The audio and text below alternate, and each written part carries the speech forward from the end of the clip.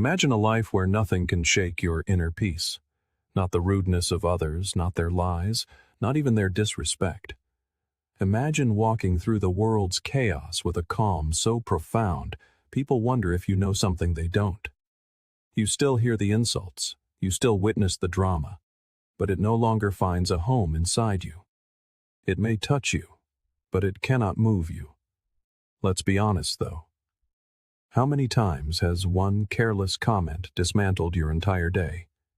How many nights have you stared at the ceiling, replaying an argument, feeling the anger rise all over again, long after the moment has passed? Most of us don't live in peace. We live in reaction. We don't own our emotions. Our emotions own us. One insult, one rejection, one unexpected glance, and our entire energy shifts. This isn't because the world is so powerful, but because we were never taught how to reclaim that power for ourselves. Here is the truth, taught by Stoics centuries ago and confirmed by neuroscience today. You can become emotionally untouchable. Not cold, not numb, but untouchable, like a mountain in a storm. The wind howls, the rain crashes down, but the mountain remains unmoved. This is the inner strength we are here to unlock. Once you possess it, you will never be thrown off balance by what someone says. You will never feel small because of someone else's mood. You will never again be ruled by anger or agitation. We're not just talking about staying calm. We're talking about complete emotional sovereignty. This is real Stoic power, the kind Marcus Aurelius wrote of, not merely to appear wise, but to survive the weight of an empire without losing his soul. So, stay with me. What we are about to explore will reshape how you see others, how you handle your triggers, and most importantly, how you master yourself. And if you appreciate what we are building here, the clarity, the calm, the tools to live an unshaken life, I ask for one small thing in return.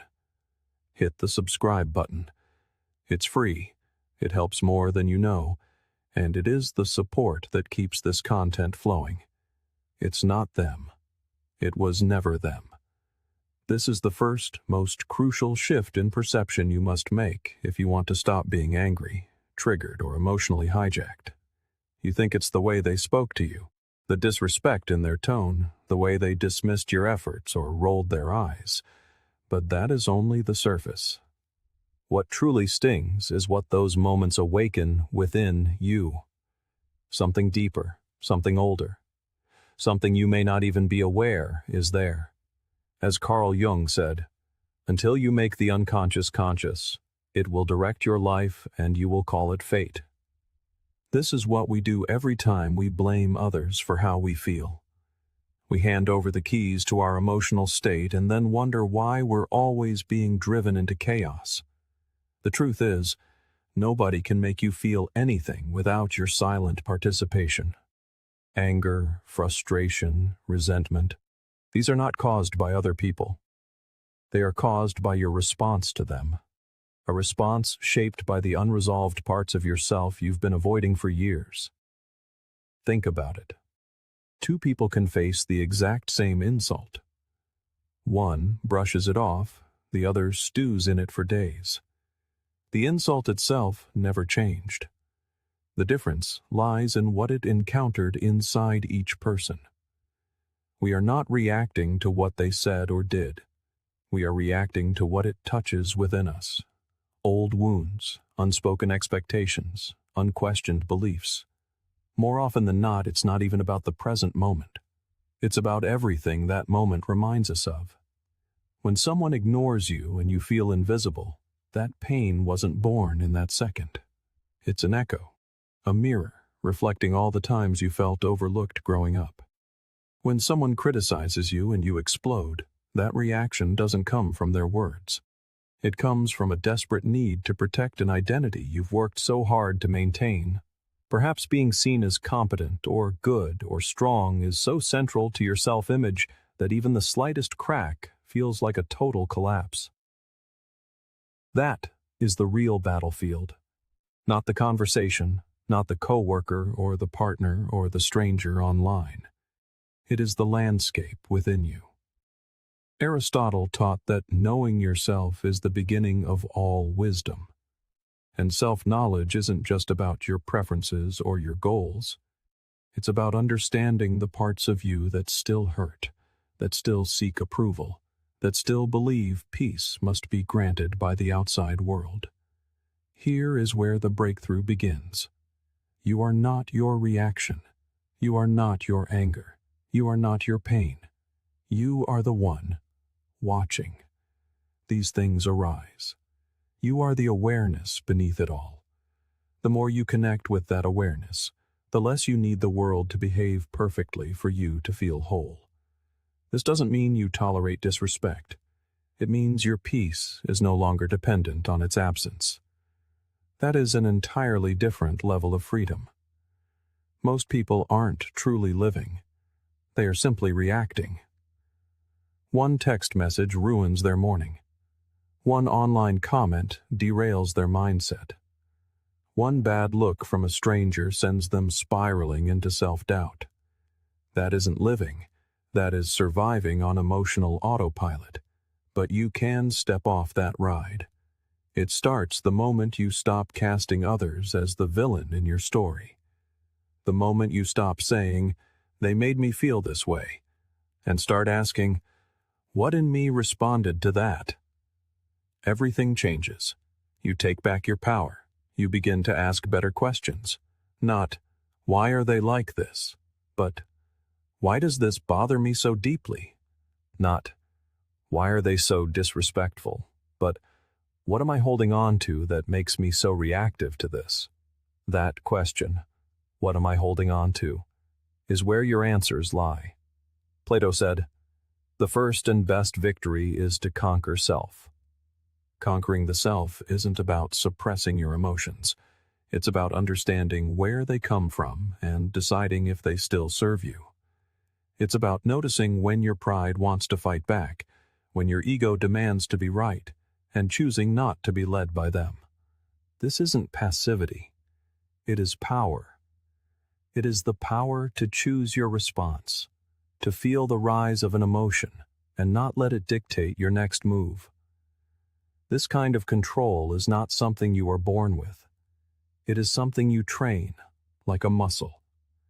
The people who trigger you most are your greatest teachers, not because they are wise or kind, but because they show you exactly where you are still attached, where you are still raw, where you've built an identity that depends on others for validation.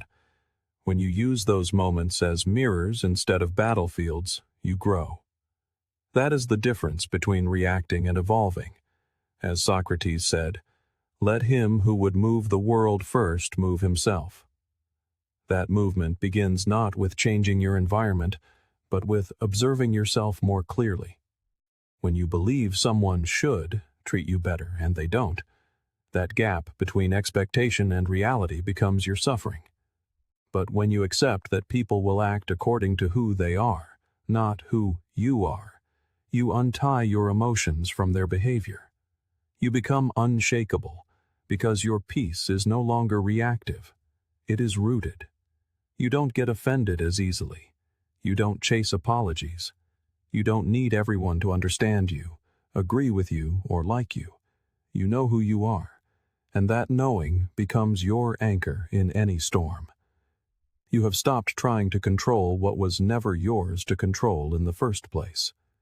You've stopped outsourcing your peace to people who are just as lost as you once were. This has always been the heart of Stoicism. Epictetus taught that we should only concern ourselves with what is within our control, our thoughts, our actions, our beliefs. Everything else, what people say, what they do, how they treat us, is external. If you anchor your calm to the external, you will never be steady. But if you learn to rest it in the internal, nothing can move you. This is the invitation, to move through life with grace, not because life is gentle, but because you are grounded. To face criticism, rejection, and misunderstanding, and remain clear. Not numb, not shut down, but strong, centered, and awake. The next time someone tries to provoke you, let the feeling pass through you. Don't deny the reaction. Just refuse to identify with it. See it rise, watch it fall, and let it be what it is. A ripple, not a tidal wave. And if it still gets to you, if the sting lingers, good. That is not failure. That is the doorway. That is where you walk through and say, here is where I still have work to do. The goal is not to become emotionless. The goal is to become emotionally free, not controlled by impulse, not ruled by pride, but aware, intentional, and unbothered. Not because you avoid life, but because you have faced it so deeply that it no longer scares you. When you live from that place, people notice. They feel the steadiness, the calm, the energy that says, "You can bring me chaos, but you will not pull me into it." That isn't arrogance. That is mastery. You weren't born knowing how to react to rejection. You didn't arrive in this world with a manual that said, when someone disrespects you, flare up. When they ignore you, crumble. When they criticize you, defend your pride at all costs. Those reactions, the quick anger, the defensiveness, the need to prove a point, were learned. They were absorbed like secondhand smoke. You didn't write the script. You just started playing the part. Realizing this is profoundly powerful. Most of what you think of as you, your temperament, your triggers, your reactions under pressure, isn't you at all. It's conditioning. It's a script that began writing itself long before you knew it was happening. Somewhere along the way, you learned that being ignored means you don't matter, that being challenged means you must fight, that being wrong means you are not enough. These beliefs are like hidden code running in the background of your life, directing your reactions without your permission. This is what Jung meant. Every emotional outburst, every sudden shutdown, every time you overthink something someone said, that's not fate. It's programming. And programming can be rewritten. But you cannot change a script you don't know you're acting out. So, the work begins by becoming the observer, not the actor. You step back just far enough to ask, what part of me is speaking right now? That question, asked with sincerity, opens the door to everything. Because when a trigger lights a fire in you, it's easy to believe that fire is righteous. But strong emotion does not always equal truth. Often it just means the script has been activated. And when you keep playing the same emotional loops, you start to notice a strange pattern. The actors change, but the storyline is always the same. That's the giveaway. It's never really about them. It's about what they awaken. But most people never trace the fire back to its spark. They assume the reaction is valid because it feels so real. But intensity does not equal accuracy. Just because you feel something deeply doesn't mean it's rooted in clarity. When you begin to unpack these reactions, what you often find underneath isn't strength, but fear. Fear of being seen a certain way, fear of not being heard, fear of not being enough. The script says, if I'm criticized, I must defend. But what if you didn't? What if you simply listened, filtered, and chose your response not from fear, but from presence? That is authorship. That is taking the pen back.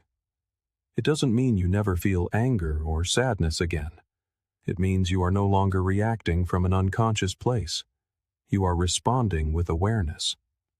Between stimulus and response, there is a space. In that space lies our power to choose our response. In our response lies our growth and our freedom.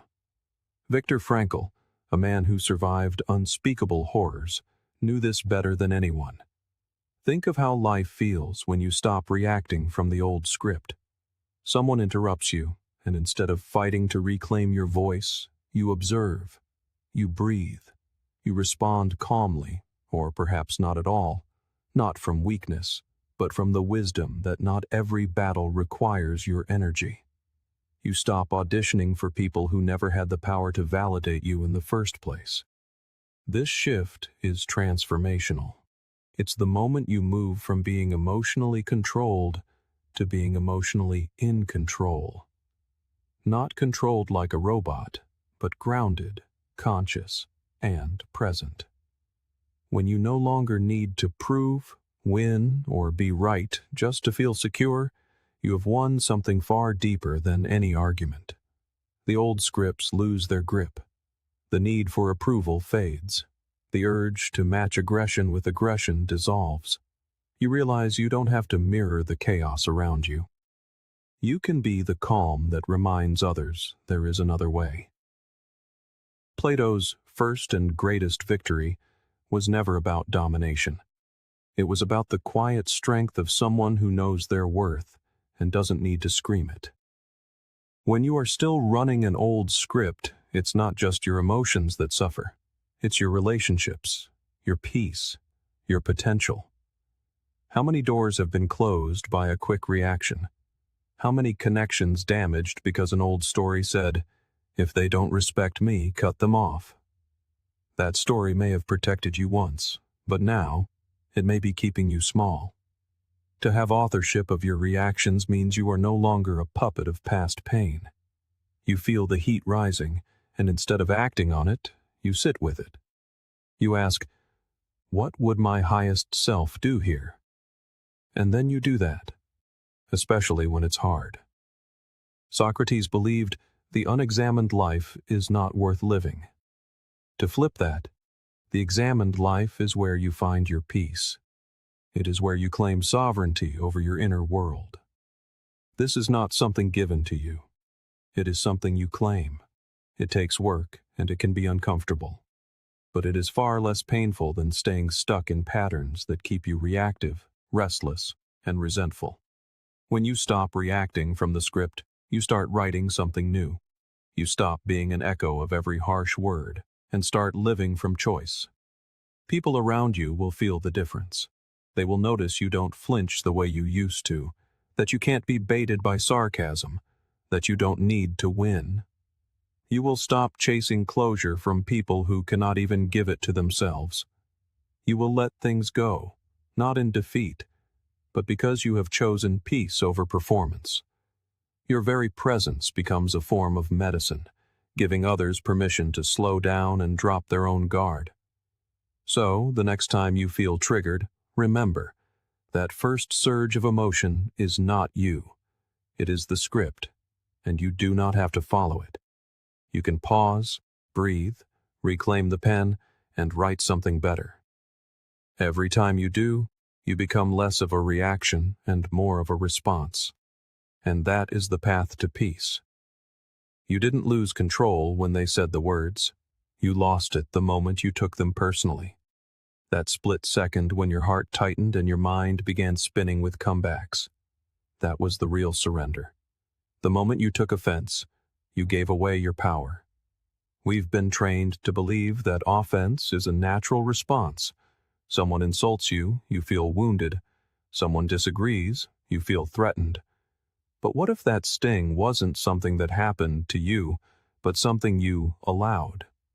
When everything offends you, you are no longer responding to reality. You are reacting to a fragile self-image that requires constant protection. And that is exhausting. Aristotle once observed, "Anybody can become angry. That is easy. But to be angry with the right person and to the right degree, and at the right time and for the right purpose and in the right way, that is not within everybody's power and is not easy." He was pointing to a truth most of us overlook. Real power is never found in reaction. It is found in the quiet, unshakable space of a deliberate response. True strength is found not in reaction, but in restraint. In the quiet discernment of choosing what truly deserves your energy. Understand this. Offense is not an objective truth. What wounds you might not even register for another. It is never the event itself, but your interpretation of it, the story your mind instantly weaves the moment discomfort arises. They are disrespecting me.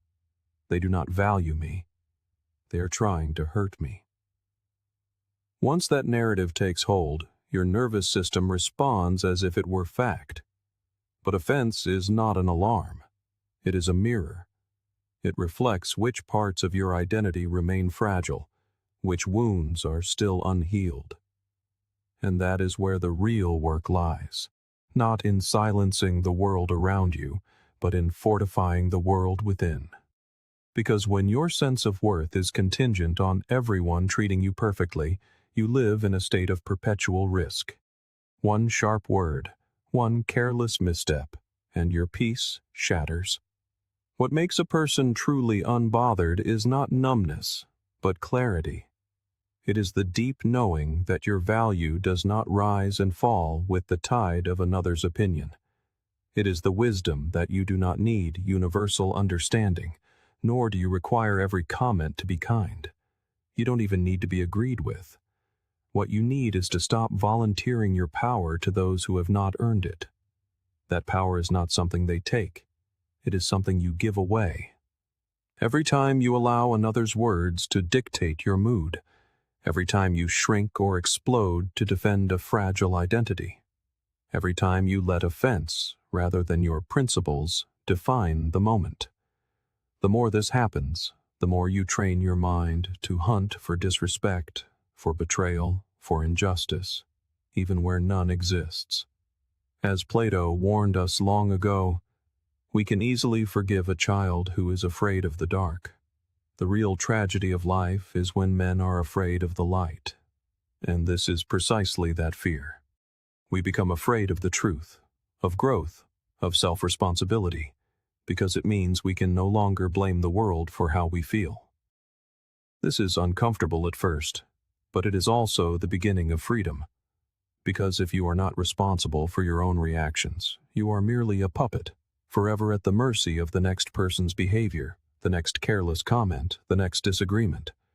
But if you are responsible, then everything changes.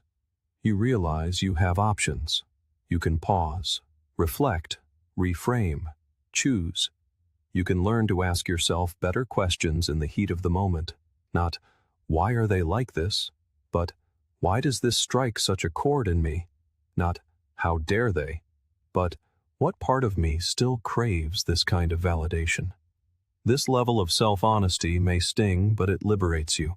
It brings the focus back where it belongs, on your inner world. You begin to see offense not as an injury, but as an insight, as feedback, as a signal that something within you is still raw, still seeking approval, still desperate to prove its worth. And when you can look at that part of yourself without flinching, without running, without blaming, that is when you truly begin to grow. Socrates once said, "The secret of change is to focus all of your energy, not on fighting the old, but on building the new." Getting offended is often just fighting the old beliefs, old stories, old defenses. But when you stop feeding that cycle, you can begin to build something stronger. A new default, one rooted in confidence, in composure, in a quiet, unshakable strength. You stop reacting from your wounds and start responding from your values. You become harder to provoke, not because you are colder, but because you are wiser. You understand the difference between what is harmful and what is merely uncomfortable, between disrespect and misunderstanding, between actual threats and imagined ones. The moment you realize you do not have to respond to every challenge is the moment you step into a deeper kind of freedom. And this freedom is not about letting people walk all over you. It is about refusing to let them walk through your mind without permission. Imagine someone insults you. You hear it. You feel the initial sting, but you do not react. You do not internalize it. You observe it like a passing car. It is there, you see it, but it does not hit you. That is not detachment. It is profound self-respect. You respect yourself too much to let a few careless words rewrite your self-image. When you operate from that space, your energy shifts. You no longer need to prove yourself in every interaction. You stop being drawn into pointless arguments. You stop treating your peace as if it were cheap. And people feel it. They may not have the words for it, but they sense the difference. That groundedness, that emotional weight, that quiet command that says, I am not here to be triggered. I am here to be free. Freedom, in this sense, is not about time or money or lifestyle. It is emotional sovereignty. It is knowing that you are the one in charge of how you feel, not the world, not the crowd, not the algorithm, not the stranger in the comments, you.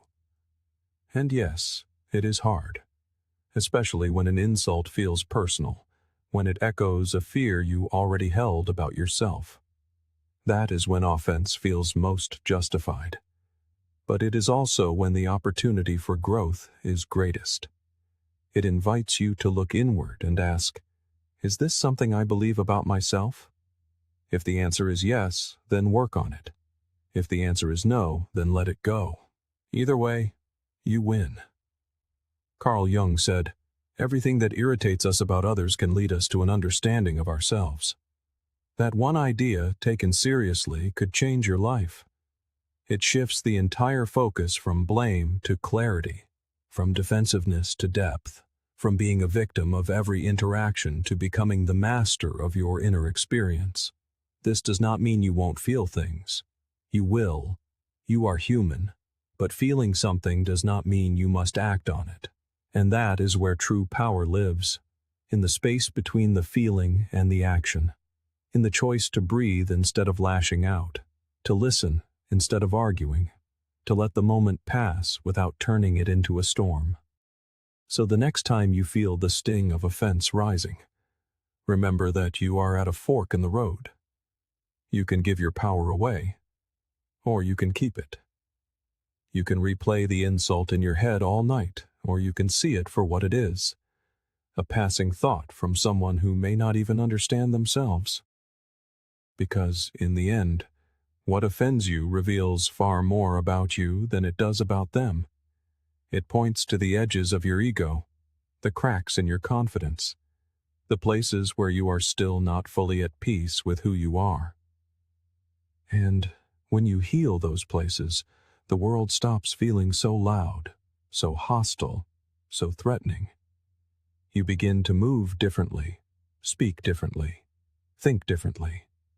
You no longer walk into a room trying to protect yourself. You walk in already whole. You learn that you do not need to be offended to stand strong. And when you finally stop giving your power away, it becomes yours again, fully, quietly, and permanently. When someone lashes out, mocks you, or treats you with a coldness that has no clear reason, your first instinct may be to take it personally, to believe it is an attack, to feel you did something wrong, or that you are somehow not enough. This is how we have been conditioned to think. If they are upset, it must be about us. If they are distant, we must have failed. But the deeper truth is this: they are not attacking you. They are bleeding on you. That anger, that sarcasm, that sharp glance, it is not a weapon aimed at your identity. It is a symptom of something unhealed within them. Pain has a way of seeping out. Sometimes it erupts, other times it festers in silence, but it always shows itself somewhere, and often it lands on the people closest by. You just happen to be standing there when it spilled over. As Carl Jung once said, knowing your own darkness is the best method for dealing with the darknesses of other people. What he meant is that the more you understand your own wounds and your own emotional history, the easier it becomes to see that others are not trying to hurt you. They are trying to survive their own pain. And sometimes, survival looks like silence. Sometimes it looks like control. Sometimes it even looks like cruelty. But in almost every case, it is simply pain in disguise. Think about how you behave when you are hurting. Do you always communicate with perfect clarity? Are you always patient, open, and kind when you are overwhelmed, scared, or privately grieving? Likely not. That is not because you are a bad person. It is because pain narrows the mind. It turns the heart inward. It can shut down empathy. And that is what happens to others too. But here is where most people get stuck. They believe that recognizing someone else's pain means excusing their behavior. It does not. You can still set boundaries. You can still say, "This is not okay." But you say it with clarity, not with confusion. You say it without tying their pain to your worth. Because when someone treats you with disrespect, the danger is not just what they say or do. It is the story your mind creates about it, the interpretation. They ignored me, so I must not be valuable. They yelled at me, so maybe I deserved it. These quiet, devastating conclusions are where the real damage lies. But when you remember that their behavior is about them, not you, something shifts. You stop absorbing the energy. You stop replaying the moment on a loop. You refuse to carry it into your sleep, your relationships, your very self-image. You see the pain for what it is, misplaced, misdirected, misunderstood, but not yours to carry. Socrates taught that people are not angry at you. They are angry at themselves for not being able to manage you. What seems like an attack is often a reaction to their own lack of control, their own inner chaos. Your calm, your confidence, your silence. It can remind them of what they have not yet resolved. And sometimes, that is enough to trigger them. It is not your job to fix them, but it is your responsibility not to internalize their struggle. Because if you let their bleeding define you, you become a reflection of their wounds, not your truth. You begin reacting instead of responding. You match their tone. You mirror their dysfunction. And slowly, without even noticing, you become part of the very pain cycle you resent. But there is another path. One where you do not have to retaliate. One where you do not have to shrink. One where you simply stand in your strength and recognize, I see what this is, and it is not mine. That is not indifference. It is mastery. It is the kind of inner stillness that comes only when you realize your self-worth does not rise or fall with someone else's mood. Plato once wrote, "Be kind, for everyone you meet is fighting a hard battle." He did not say everyone deserves your energy, but he did remind us that most people are carrying something invisible, an old betrayal, a deep-seated fear, a relentless voice in their head that never lets them rest. And when that pressure builds, it erupts. You just happen to be the person they turn on. This does not mean you must accept mistreatment. It means you no longer mistake it for the truth. This is how you hold your ground. You recognize their pain. You honor your own boundary. But you do not take the insult into your identity. You do not let another's behavior rewrite your story. You simply let it pass. Not because you are weak, but because you are finally strong enough not to need their validation. And what happens over time is remarkable. You start to see patterns that were once invisible. You notice how often people lash out after being hurt themselves, how quickly coldness follows insecurity, how silence so often masks a fear of rejection. Suddenly, the behavior that once confused or wounded you becomes easier to interpret. You stop guessing what is wrong with you and start understanding what is unresolved in them. That shift is subtle, but it is everything. It is the difference between spending hours trying to fix yourself to win someone's approval and spending that same time returning to your own peace. It is the difference between reacting with anger and responding with clarity.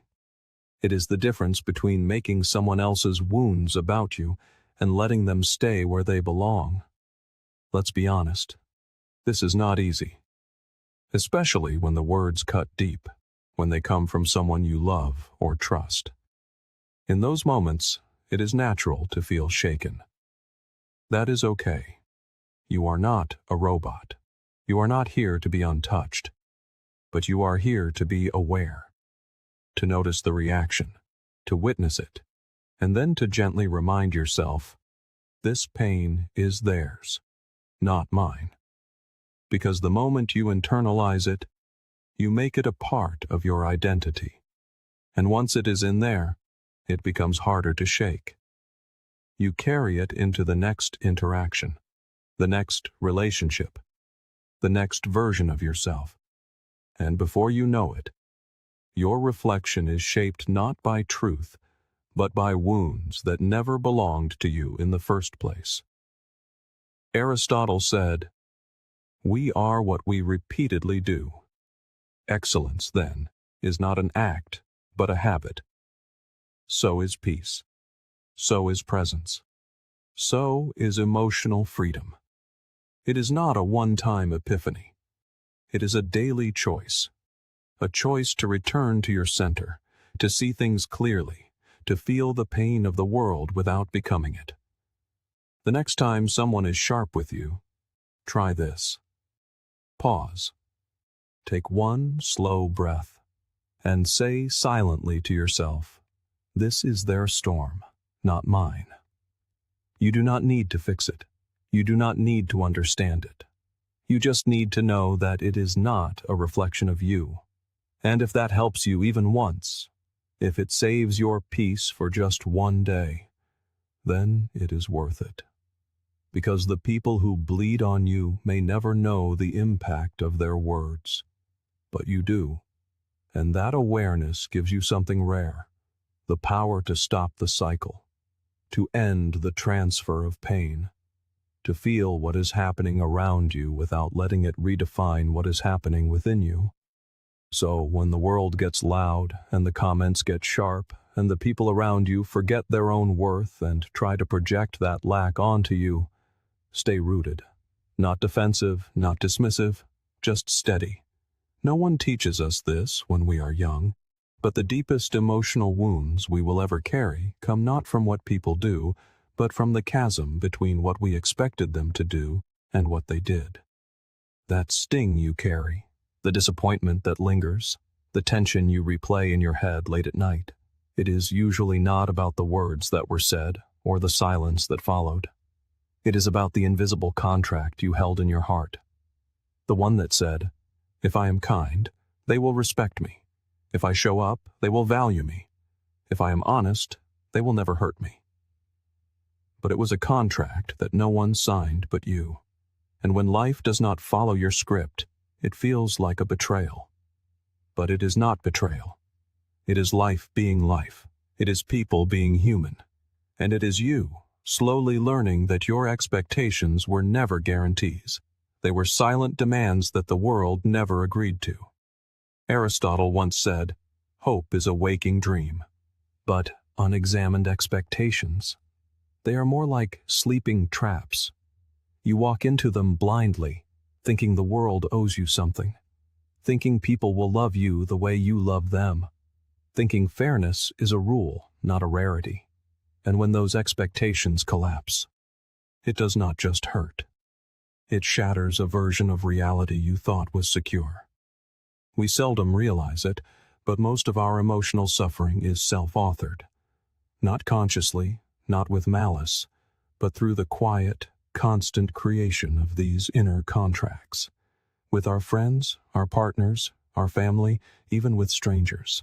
We move through life believing, if I do this, I should get that. But life does not work like a vending machine. You do not insert kindness and always get appreciation in return. You do not give your best and automatically receive fairness. People do not play by rules they never knew existed. And that is where the pain comes from. When someone forgets to acknowledge your effort, it cuts deep. Not because of the act itself, but because of what you expected in return. When you open your heart to someone and they pull away, it burns. Not because sharing was wrong, but because you assumed they would hold that space for you. We are not wounded by events themselves, but by the ghost of what we believed should have been. Carl Jung said, "The most terrifying thing is to accept oneself completely." But perhaps the most freeing thing is to accept others as they are too. Not as we hoped they would be. Not as we assumed they would act. But as they actually show up. Because when you stop expecting people to behave like the idealized versions you created in your mind, you finally let reality breathe. And with that breath comes peace. This does not mean giving up on standards. It does not mean settling for less or tolerating harm. It means learning the crucial difference between a value and an expectation. A value is how you choose to live. An expectation is how you believe others should live in response. One gives you power, the other slowly drains it away. Plato once observed, "Wise men speak because they have something to say, fools because they have to say something." In a similar way, wise people give because it is who they are, not because they are trying to force an outcome. When you remove the hidden strings from your actions, you begin to operate from a place of love, not leverage. That is rare, and that is powerful. Think of how often you have felt let down by someone who did not even know they were on a stage, reading from a script you wrote in your head. You thought, they should know better. They should have said something. They should have shown up. But perhaps they were not trying to hurt you. Perhaps they were just being themselves, imperfect, unaware, or operating from their own unspoken scripts. And perhaps the real pain was not in what they did, but in the weight of an expectation you never questioned until it was too late. Socrates reminded us, the only true wisdom is in knowing you know nothing. That includes knowing how someone should respond, or what another person should feel.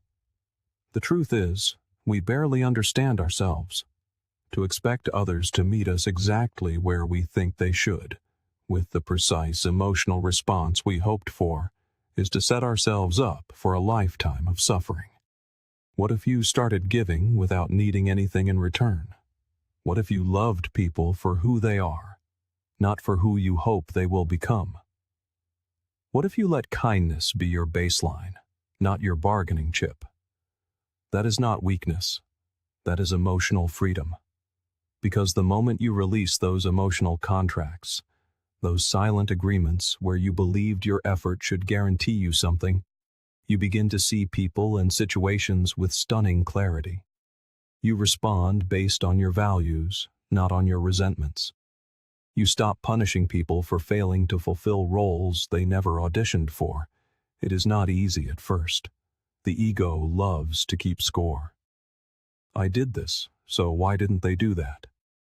But the soul does not play that game. The soul gives. The soul forgives. The soul moves on, not to avoid pain, but because it knows that clinging to invisible contracts only leads to a quiet bitterness. And that bitterness is like drinking poison and waiting for the other person to feel its effects. Let it go. It's time to write a new kind of contract, one that involves only you. A quiet agreement with yourself that says, I will speak honestly. I will show up fully. I will act with integrity. Not because I expect anything in return, but because that is who I have chosen to be. This is where real strength begins. This is where you stop being controlled by disappointment. Because disappointment doesn't come from others. It comes from the story you tell yourself about them. As Carl Jung said, everything that irritates us about others can lead us to an understanding of ourselves. And what irritates us most? When people don't act the way we imagined they would. When reality fails to honor the emotional contract we were secretly holding. But instead of using that dissonance as fuel for frustration, use it as fuel for growth. Ask yourself, what was I expecting? Why did I expect that? Was it fair? Sometimes, it isn't about lowering your expectations.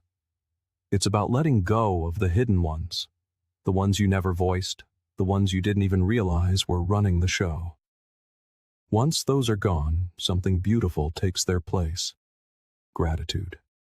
You start to appreciate people for what they do bring, not for what they don't. You begin to see life not as a transaction that owes you a return on every investment, but as something rich in its own unpredictability. And strangely, when you stop expecting so much from others, they often show up more sincerely. There is no pressure, no scorekeeping, no silent weight they can feel but cannot understand. You are simply free. And if you've ever wondered why life feels so heavy, it's not always because of what's happening.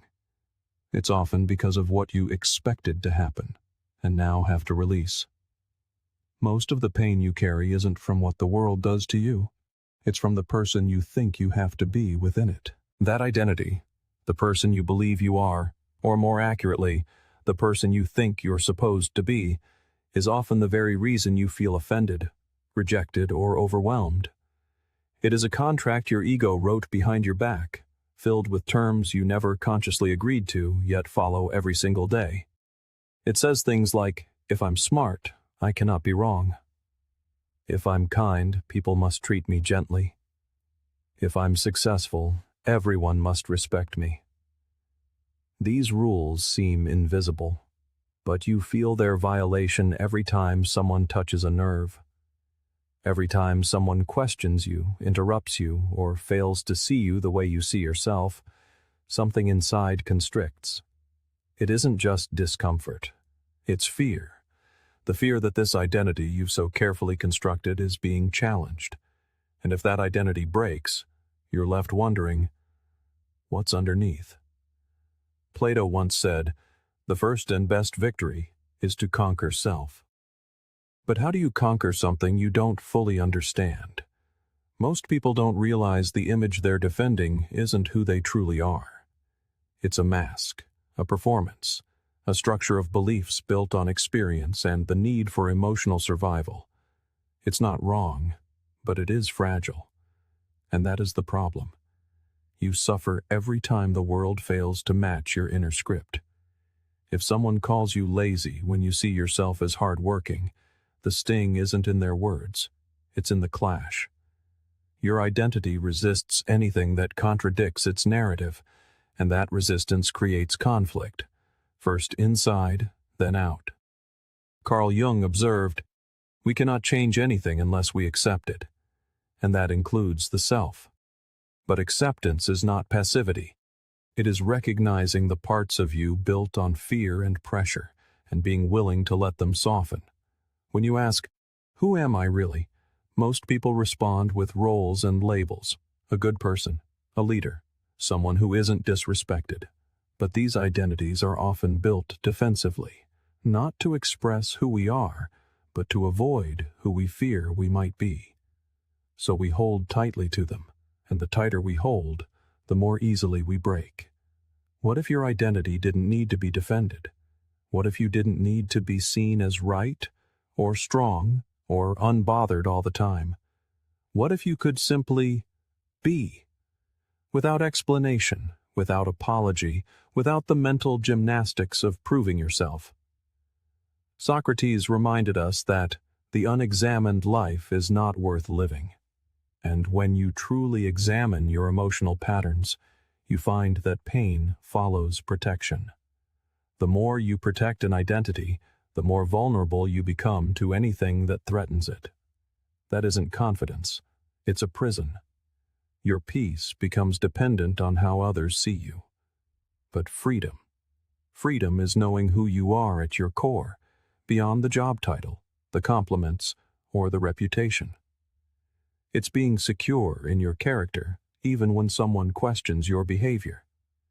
It is the quiet knowing that you don't have to be seen as perfect to be whole. Aristotle believed that knowing yourself is the beginning of all wisdom. But this means more than knowing your preferences.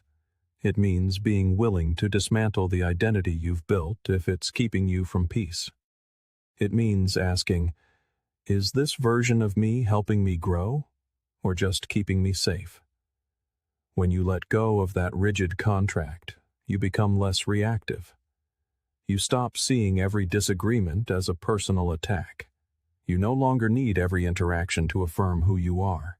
You can let people think what they think, because your own knowing doesn't require a defense. The ego convinces you that defending your image is strength, but real strength is humility. It's the ability to say, "I've changed," or "Perhaps I was wrong," or "I don't need to convince you." That isn't weakness. It's power. Your identity becomes alive. It breathes, adapts, and evolves.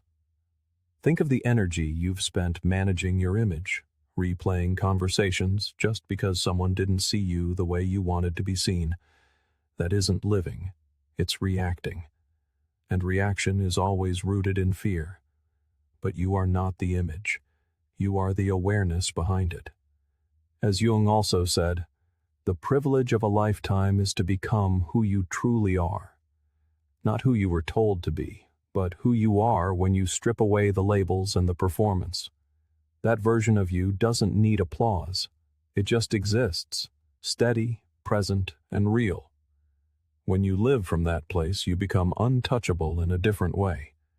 Not because nothing affects you, but because nothing defines you without your permission. So, tear up the contract. You don't need to be the smartest, the most respected, or the most agreeable. You just need to be honest with yourself about what you're still clinging to. The moment you can admit that, you're already free. Because now you are guided not by image, but by truth. Your truth. The one that requires no performance, only presence. At some point, you learn to wear a mask. The smile when you're hurting. The silence when you want to scream. The confidence that hides deep uncertainty.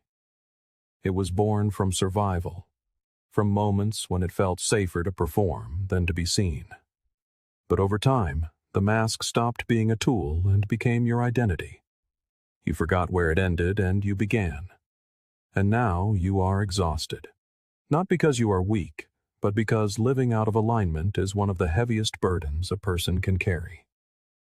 Every interaction becomes a calculation, every conversation a performance.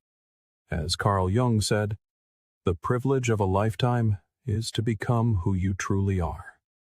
But first, you must let go of who you're pretending to be. That version might have earned you approval, but it never brought you peace. It may have kept you liked, but it never allowed you to feel truly loved. Because deep down, you knew they weren't loving you. They were loving the mask.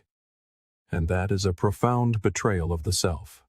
Every time you silence your truth to be accepted, a piece of your soul pays the price. Socrates said, "To know thyself is the beginning of wisdom." But that requires looking at the parts you've hidden, even from yourself. Who are you when no one is watching? What do you truly want when all expectations are removed? The answers might unravel the persona you've spent years building, but what waits on the other side is peace. When you burn the mask, you stop negotiating for belonging. You stop being afraid of being misunderstood because you finally understand yourself. As Aristotle taught, happiness belongs to the self-sufficient. This is emotional sovereignty, the ability to show up as you are and let the world respond as it will. This freedom is not loud. It is quiet and steady. It looks like speaking honestly, even when your voice trembles. It looks like choosing peace over perfection. It means you grow from a place of truth, not pressure. You are no longer chasing wholeness. You are returning to it. And people will feel the difference. There is a quiet strength in authenticity, a peace that doesn't need to be explained. The world may not always reward it, but your soul will. Jung also reminded us, the most terrifying thing is to accept oneself completely. But if you can do that, if you can look at your fears and flaws without turning away, you will no longer need the mask. You will no longer be hiding from yourself. Most people walk through life hoping it will be smooth.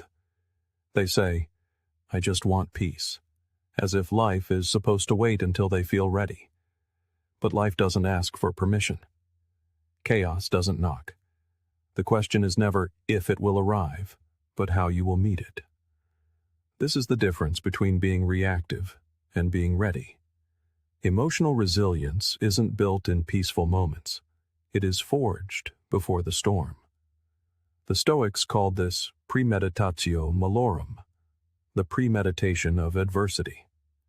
The idea is to visualize what could go wrong, not to create fear, but to rehearse your response, to train your mind for impact before it hits.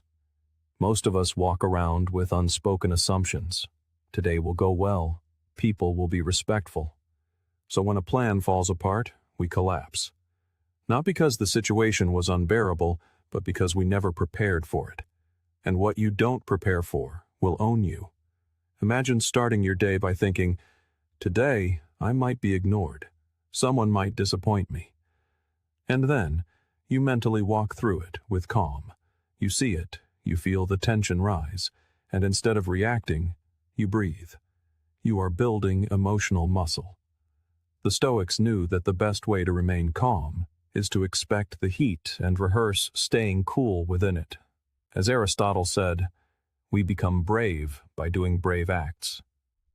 But how can you act with courage if you've never practiced it in your mind?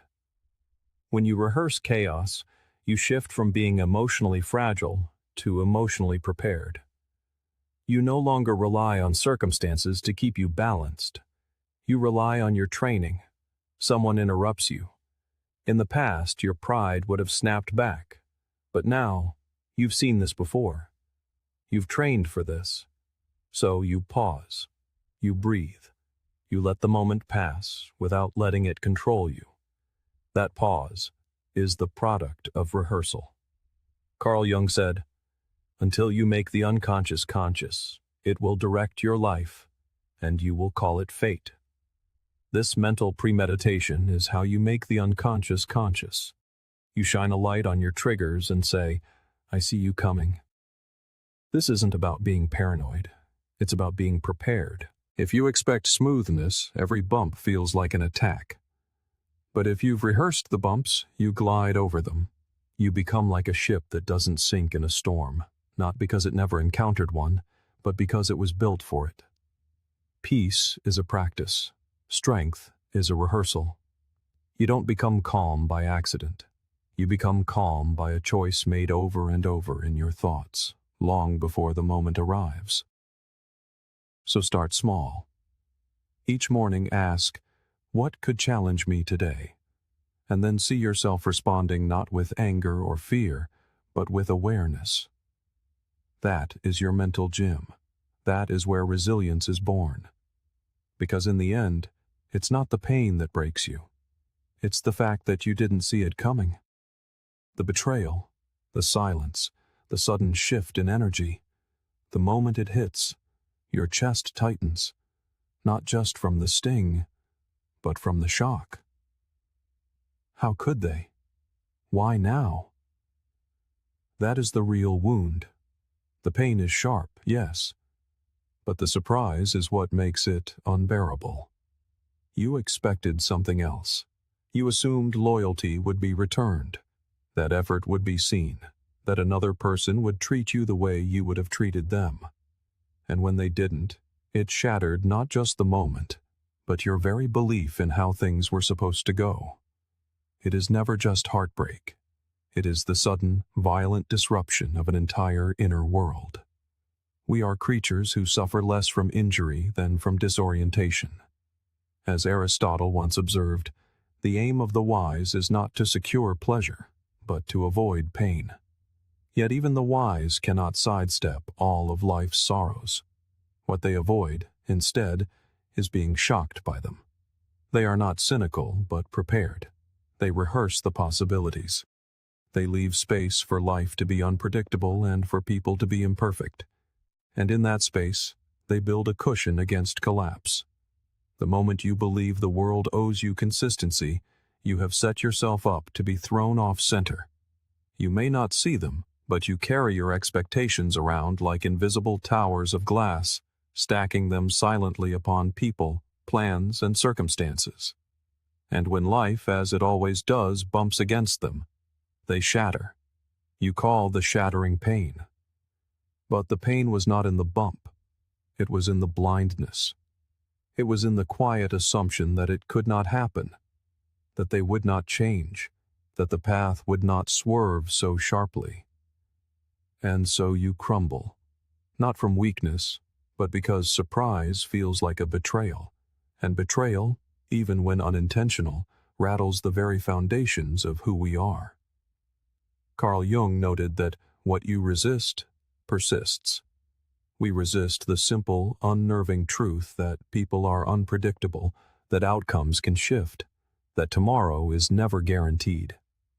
We cling to the blueprint of how things should unfold, and when they deviate, we call the deviation suffering. But what if you stopped expecting smoothness? What if instead you built your inner world with the flexibility to absorb an impact? This is not a call to live in fear, but to walk through life with your eyes wide open. To see things clearly is to prepare the mind not for disaster, but for reality. The Stoics called this premeditatio malorum, the premeditation of adversity. They would wake and ask themselves, who might upset me today? What hardship could I face? Not from a place of pessimism, but from the profound understanding that while pain is inevitable, being shocked by it is a choice. It is the difference between being struck and being struck off guard. You have felt this. The sudden criticism that came from nowhere. The breakup you never saw coming. The job you thought was secure, vanishing overnight. The pain itself was manageable. But the story your mind told you, the story that whispered, this isn't how it was supposed to go, that is what broke you. Socrates reminded us that one who is not content with what they have would not be content with what they would like to have. This wisdom extends to our emotional expectations. If you demand constant ease, unwavering praise, and perfect alignment with your ideals, you will live in a state of perpetual fragility, where every deviation feels like devastation. But when you begin to see pain as part of the journey, not an enemy, but a teacher, you start to move differently. You stop reacting like a victim and start responding like a student. The question shifts from why me to what now? The surprise fades. The shock softens. And in their place, a quiet clarity remains. A clarity that says, yes, this hurts. But no, I am not broken. It says, I did not see this coming, but I was ready for something. To live from that place is to live in power. It is not about anticipating every turn. You cannot. It is about shifting your relationship to the turns themselves. You learn to build your identity not on what you expect, but on how you adapt. When someone lets you down, your foundation holds because you never built it on them. When plans fall through, you adjust because you never mistook control for security. When life veers unexpectedly, you pause because your strength lies in your response, not in your prediction. This mindset will not eliminate pain, but it will dissolve the secondary suffering, the confusion, the disbelief, the spiraling thoughts. It allows you to feel what is real without being consumed by what you imagined. As Plato suggested, reality is created by the mind, and we can change our reality by changing our mind. When you release the belief that life must align with your hopes, you stop being thrown each time it doesn't. You become steady. You become ready. And in that readiness, peace begins to grow. So the next time life strikes, pause. Ask yourself, is this the pain of the event or the pain of the surprise? If it is the surprise, smile. You have just found your edge. Anger does not always shout. Sometimes it simmers, quiet and hot. Sometimes it explodes. Sometimes it wears the mask of control, and other times the face of collapse. But almost every time, if you strip it down to its core, it is not about principle. It is about ego. It is the voice that whispers, "How dare they?" The part of you that takes everything personally, that needs to be right, that equates being challenged with being disrespected. The truth is, the kind of anger that possesses you is rarely a noble defender of justice. It is usually just pride in a costume. We love to believe our anger is righteous. We say, "I'm standing up for myself," or "I won't be treated that way." But beneath these declarations often lies a fragile identity, shielding itself from being pierced. We confuse the preservation of ego with the protection of integrity, but they are not the same. Carl Jung wrote that everything that irritates us about others can lead us to an understanding of ourselves. That irritation, that flash of heat, is a flare sent up not from the world, but from within. It signals precisely where we have attached our worth to something external, someone's approval, their tone, their understanding. When that external anchor shifts, our ego scrambles. It panics, it burns, and that fire becomes our reaction. Anger can feel powerful, even clarifying. It can become addictive because it gives you something solid to hold when the world feels out of control. It becomes a mask for the deeper emotions you would rather not face. Shame, insecurity, the fear of not being seen. And so, instead of asking, "Why does this hurt so deeply?" you declare, "They shouldn't have done that." The focus shifts outward. The energy becomes defensive. The wound is hidden once more. An unexamined life, Socrates said, is not worth living. An unexamined anger is especially dangerous, because it convinces you of its own nobility. It tells you it is honest, that it is simply who you are. But left unexamined, anger becomes a tool of the ego. It does not ask for truth, it demands dominance. It does not seek peace, it seeks validation. We have all felt it. The moment someone interrupts you and your body tightens, the moment you are criticized and your pride leaps to your defense, the moment you are misunderstood and feel the desperate urge to correct, to clarify, to prove. These reactions are not born of clarity.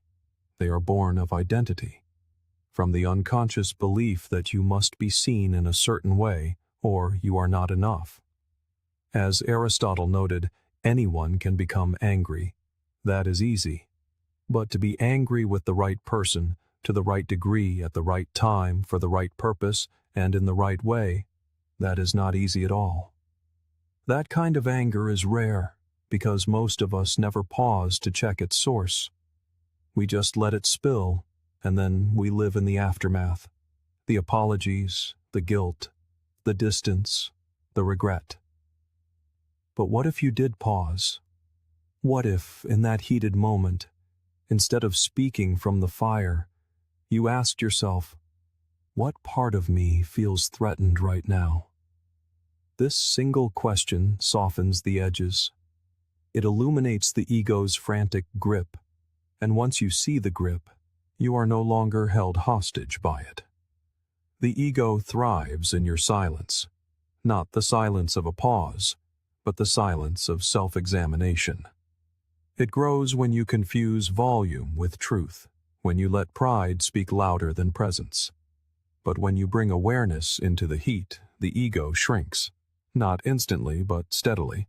This is not about becoming emotionless. It is about becoming conscious so that your anger no longer destroys what you are trying to protect.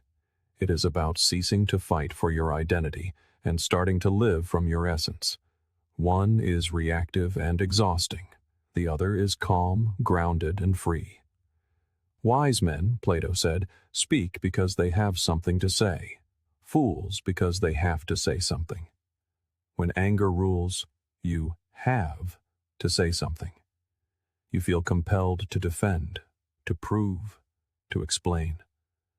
But when you are grounded in your own truth, you speak only when it serves peace. You can remain silent not from weakness, but from a deeper power. And here lies the paradox.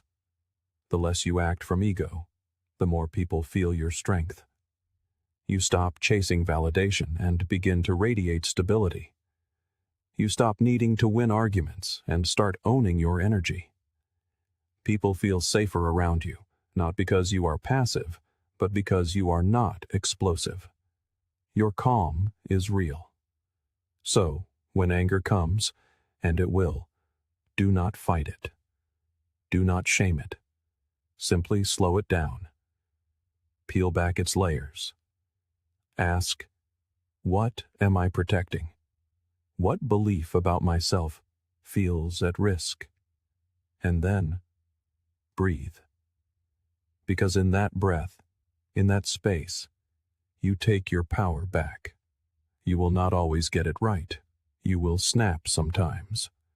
Growth is not a perfect line, but every time you choose reflection over reaction, you are rewriting the script. You are becoming less controlled by pride and more anchored in truth. Most people believe that power is loud, that it looks like dominance, quick words, sharp comebacks. They think that if you don't speak up immediately, you have lost the moment.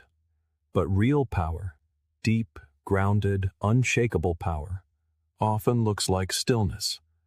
Not because you have nothing to say, but because you are strong enough to wait. Because you have learned that silence is not weakness, it is wisdom. In the space between a reaction and a response, there is a door. Most people rush right past it. A word is spoken, an emotion rises, and the mouth opens before the mind has a chance to catch up.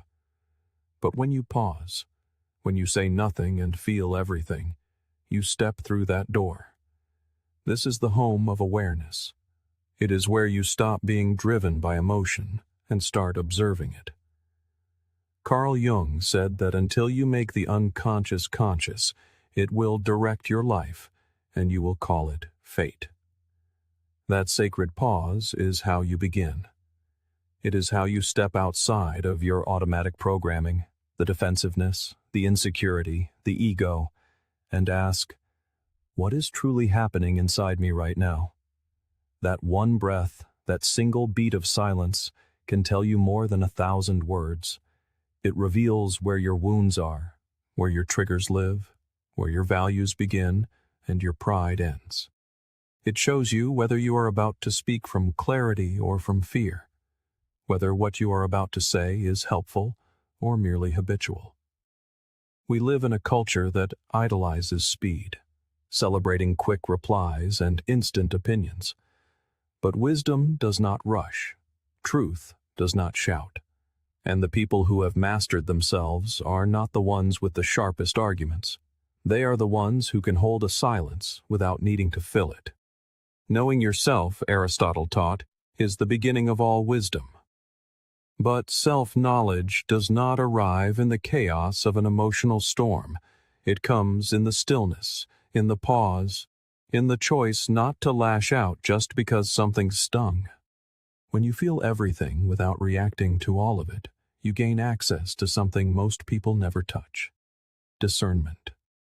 You learn the difference between pain and truth, between urgency and importance, between what must be said now and what is better left unspoken. Sometimes the most powerful thing you can do is not defend yourself, not as an act of surrender, but because you no longer need every moment to be a referendum on your worth. You have outgrown the need to build your identity on your reactions. You would rather be at peace than be right. You would rather be aligned than be loud. Socrates reminded us that the greatest way to live with honor is to be what we pretend to be. Most of us pretend to be strong. But true strength is not found in dominance. It is found in discipline. It is the ability to hold your own energy, to observe the chaos without becoming it, to stay grounded even when your emotions are begging you to speak. This does not mean you suppress how you feel.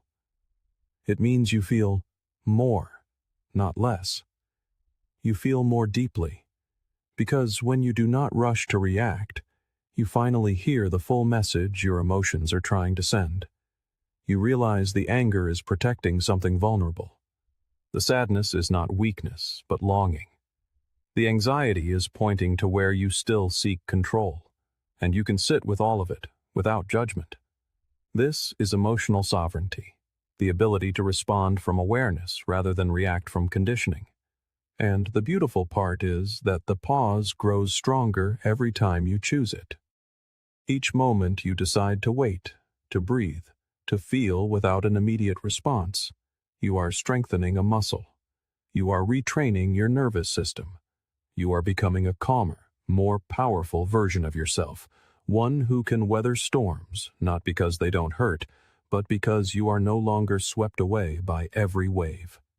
That sacred pause gives you time to discover whether you are about to be wise or merely foolish.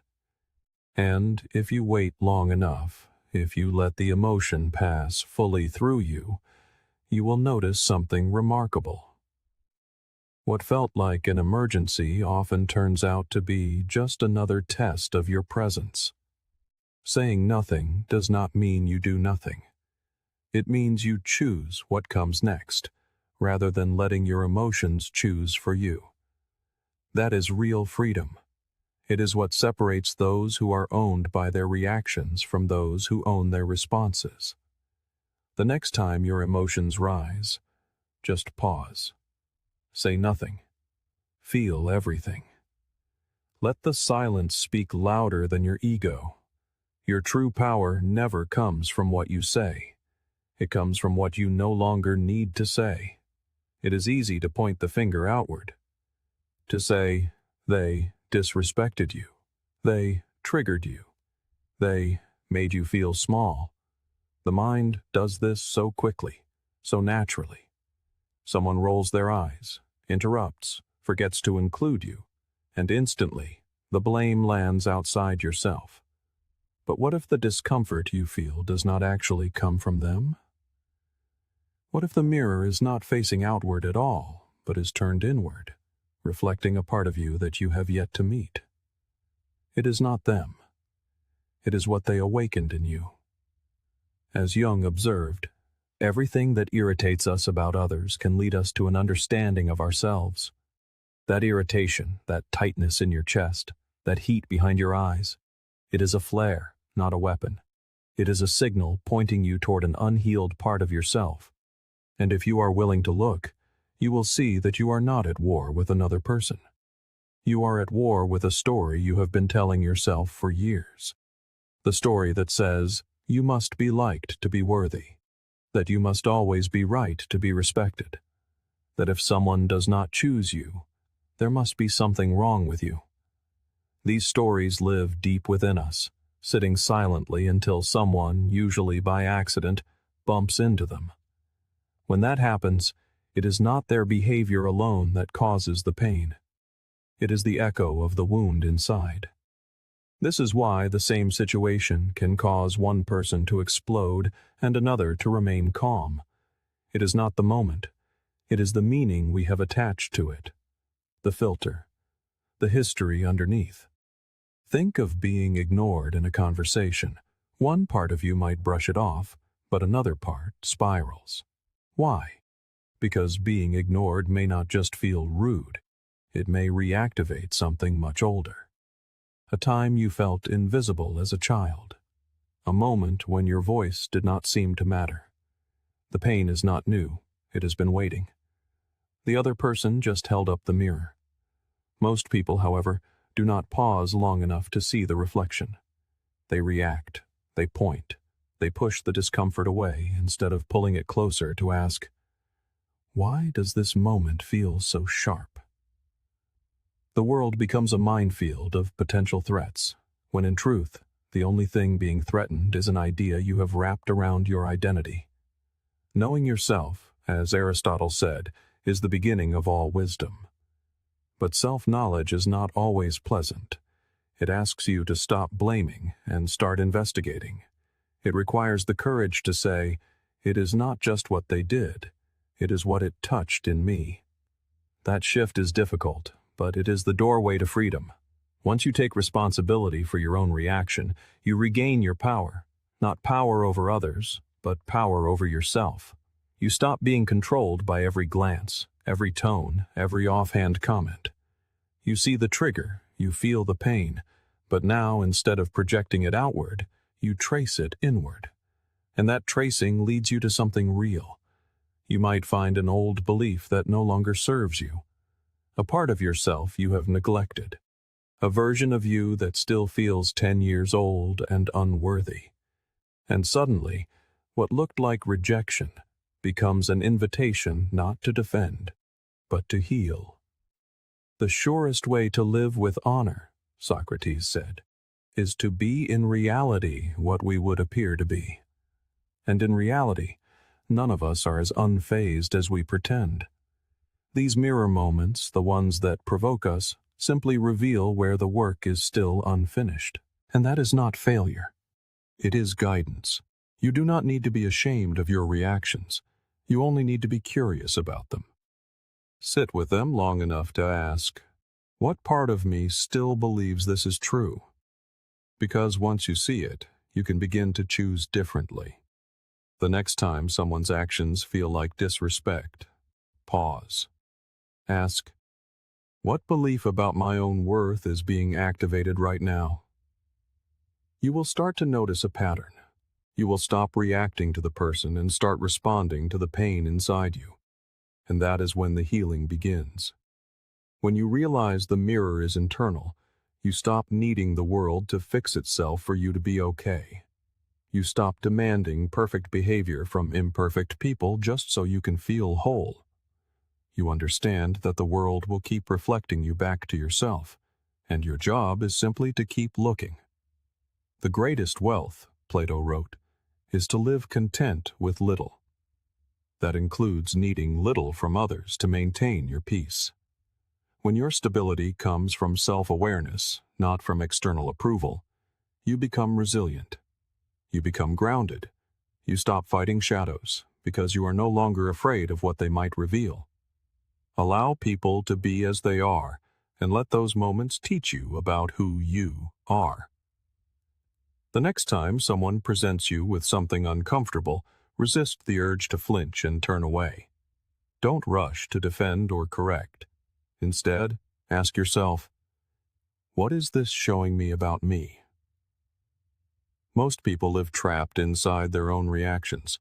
They hear a tone, see a look, feel a subtle shift in energy, and suddenly they are lost in it, defending themselves, overthinking, unconsciously mirroring the other person's mood. But what if you could pull back? What if, in the heart of that moment, you didn't have to be the one experiencing it?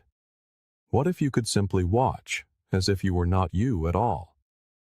This shift is subtle, yet it changes everything. When you detach into the role of the observer, you step out of the emotional swirl and into a state of profound clarity. You cease to see the situation from within the confines of your ego and begin to see it from above, as if floating over the conversation, a quiet, witnessing presence. The emotion doesn't vanish, but it no longer owns you. You are no longer a puppet of your nervous system. You are the one holding the strings. Carl Jung once said, "Who looks outside, dreams. Who looks inside, awakes." But perhaps there is another level. Who looks from above, understands. You understand that not every moment deserves a reaction, that most people are merely acting out their own scripts, their own habits, their own fears, and that it has very little to do with you. When someone speaks with sarcasm, the old reflex is to match it or to shut down. But from the observer's vantage point, you see it differently. You notice their posture, the tension in their face, the undertone in their voice. And instead of making it about you, you begin to wonder what burdens they might be carrying. You are not cold, you are simply still. You don't absorb, you observe. You watch their behavior unfold as if it were a scene in a film, and you realize, with a quiet sense of freedom, that you do not have to be pulled into their storm. This is presence. Socrates said, "He who is not a good servant will not be a good master." Before you can master anything external, relationships, communication, energy, you must first learn to serve your own mind, to step back from it, to notice when it's trying to pull you into a narrative that doesn't serve you. The observer mode isn't avoidance, it's leadership. It is the conscious choice of awareness over reactivity. The instant you choose to watch instead of react, you reclaim your freedom. The tension may still be present, but now you are studying it, learning from it, and that learning grants you options. You can say less. You can choose silence. You can shift your own energy instead of matching theirs. This isn't about pretending to be unaffected. It's about realizing you don't have to be swept away simply because someone else is drowning. Plato said, "The measure of a man is what he does with power." But the greatest power is not always in what you say, but in what you withhold. The power to remain centered when someone tries to shake you.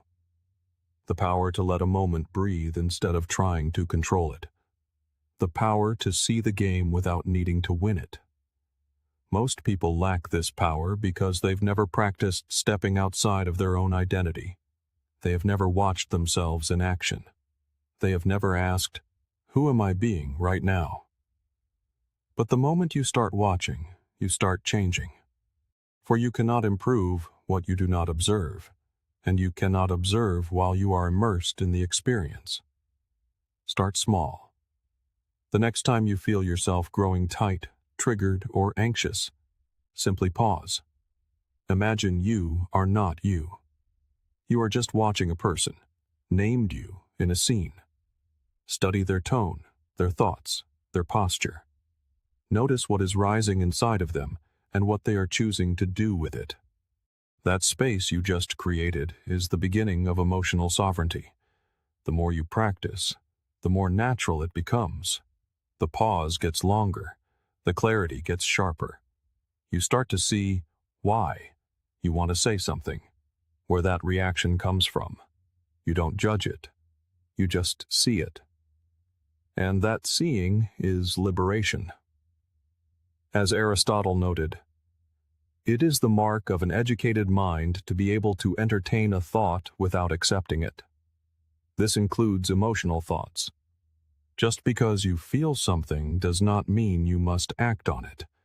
Just because a storm stirs within you does not mean it must be unleashed. The observer's path teaches you how to entertain an emotion without becoming it. This is how you grow without force. You stop chasing control and start cultivating presence. You stop needing everyone to act a certain way for you to feel at peace. Instead, you trust your own ability to remain grounded because you have trained for it. Not with aggression, not with overthinking, but with quiet awareness. And once you have lived from that place, once you have tasted the silent power of watching instead of reacting, you will not want to go back. When someone disrespects you, it is easy to meet their sharpness with your own. When they snap at you, ignore you, or mock you, it feels natural to mirror that energy, to give them a taste of their own medicine. Your pride flares up and demands justice. But the strongest counterpunch is not anger or revenge. It is compassion. Not a soft, sentimental pity, but true compassion, the kind that sees through the surface behavior and asks, what must they be carrying to act this way? This doesn't mean you excuse their actions or let people walk all over you. It means you refuse to join them in their pain. You see it clearly for what it is, and instead of reacting, you rise above it. Because once you understand that most cruelty is born not from power, but from suffering, you stop seeing enemies and start seeing wounds. Carl Jung observed that everything that irritates us about others can lead us to an understanding of ourselves, but it can also lead to an understanding of them. That bitterness in someone's tone probably didn't start with you. That coldness, that arrogance, it's usually a shield, something they learned to wear a long time ago. When you see someone lash out, ask yourself, is this strength or is this pain wearing armor? That one question shifts your entire posture. Suddenly, you are no longer reacting. You are observing. And in the space that observation creates, you find your real power. the ability to choose a response that doesn't add fuel to the fire. As Plato wrote, "Be kind, for everyone you meet is fighting a hard battle." That includes the person you can't stand. Their pain may look different, their defenses may be sharper, but the struggle is still there. When you meet pain with more pain, you only multiply it. But when you meet it with clarity, with compassion, you interrupt the pattern. Compassion isn't weakness. It takes immense strength to hold back when you are provoked, to stay calm when your pride is screaming, to soften when everything in you wants to harden.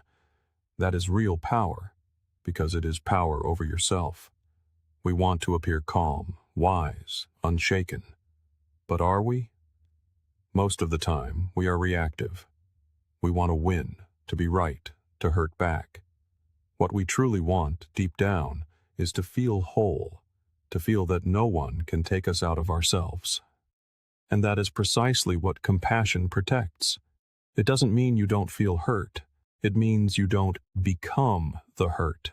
You feel it, you acknowledge it, and then you breathe and ask, what is the most powerful thing I can do here that does not cost me my peace? Sometimes that means saying less. Sometimes it means walking away. And sometimes it means responding gently when every fiber of your being wants to be sharp. Not for them, but for you. Because you are not here to let someone else's pain decide who you become. You are here to master yourself. You hear the lie, the misunderstanding, the subtle jab, and a part of you tightens.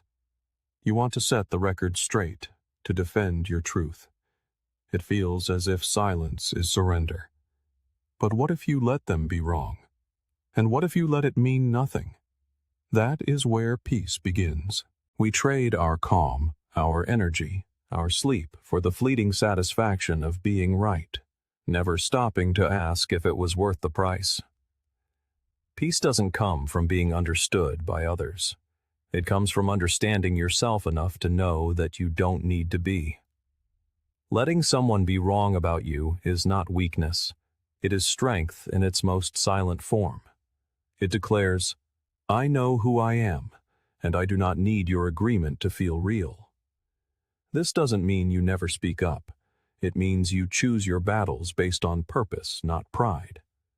You stop explaining yourself to people who are committed to misunderstanding you. As Socrates taught, strong minds discuss ideas, average minds discuss events, weak minds discuss people. When you rise above the need to be right, you enter a quieter, clearer, higher place. Let them think what they will. Let them paint you however they need to justify their own narrative. You do not have to carry their version of you into your next chapter. Most of what people think is just opinion, filtered through their own pain and projections. You don't need to argue with an opinion. You just need to live your truth so fully that your life becomes the answer. Think of an insult as a ball thrown directly at you. The instinct is to catch it, to grip it, to examine it. But what if you didn't have to? What if, when the words came flying, sarcasm, judgment, aggression, you simply let them fall? Imagine them floating right past your energy field, untouched, landing behind you like a dropped pebble. Useless, powerless, empty. This isn't indifference. It's being unavailable for what doesn't serve you. Most insults are not about you at all. They are projections of someone else's tension, fear, or powerlessness. Once you stop personalizing them, you stop being controlled by them. The most powerful move is often no move at all. That kind of stillness is a quiet refusal to be moved by every low vibration that passes through your space. It is you declaring, my peace is not up for negotiation. We love the idea of being emotionally strong, but we often waste the best opportunities life gives us to train. You don't build strength by avoiding discomfort. You build it by facing small triggers, day after day, and choosing not to flinch. Each time you choose observation over reaction, You are forging the calm, grounded, unbothered person you wish to be. Growth is born from challenge. It is forged in resistance, in the subtle ache of strain, in the deliberate act of effort. The process is rarely comfortable, but it is precisely in that discomfort that growth begins.